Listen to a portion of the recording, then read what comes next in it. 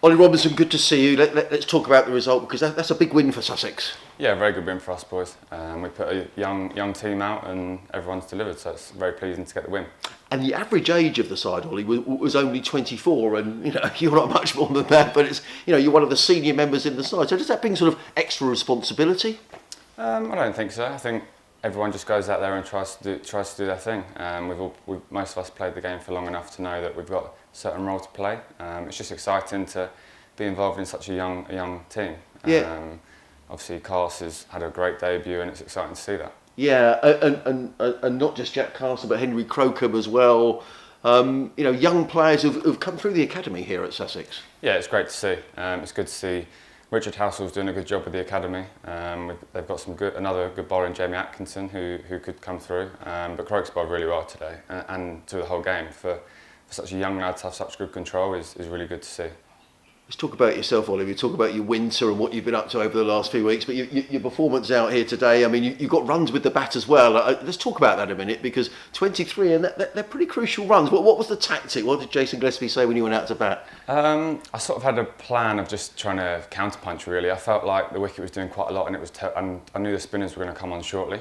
So I thought try and get a few runs against the seamers before they get on and just try and get the lead to 200 really. That was the target for us. And did it feel as if that was a target that would be really difficult for Hampshire to get? Yeah, I think so. I mean, the high score in the game before that was 176, so we thought anything 200 and over would be not chaseable on that pitch last day.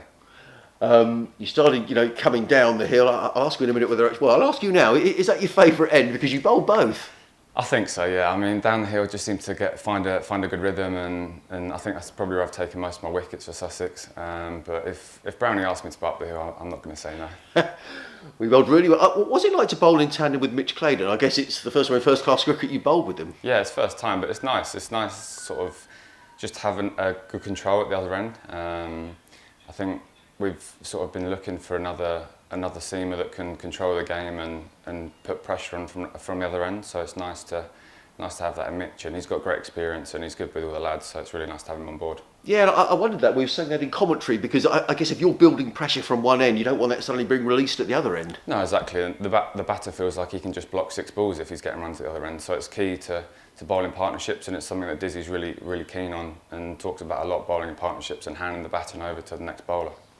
And I guess the key wicket, Sam North East, nice to get that one, and someone I guess you were away with in the winter months as well. Yeah, it's always nice to get one over on your mate, so it's a very pleasing wicket. And Mitch going first in as well, didn't he, which was quite funny. So.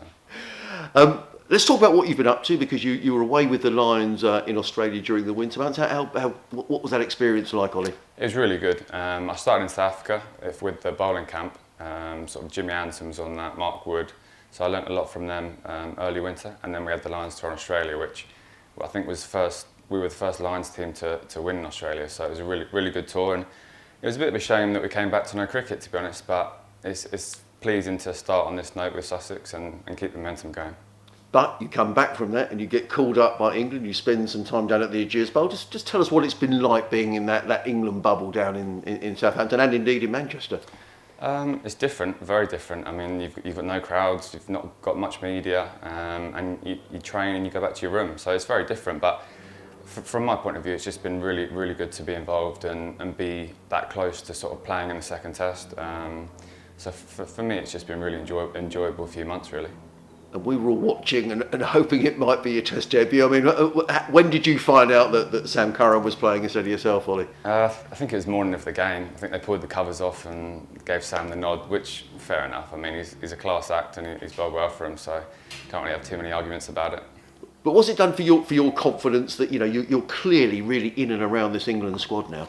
Yeah, it's massive for me to know that I'm that close from being in the Lions in the winter to then pushing on this summer. It's really big.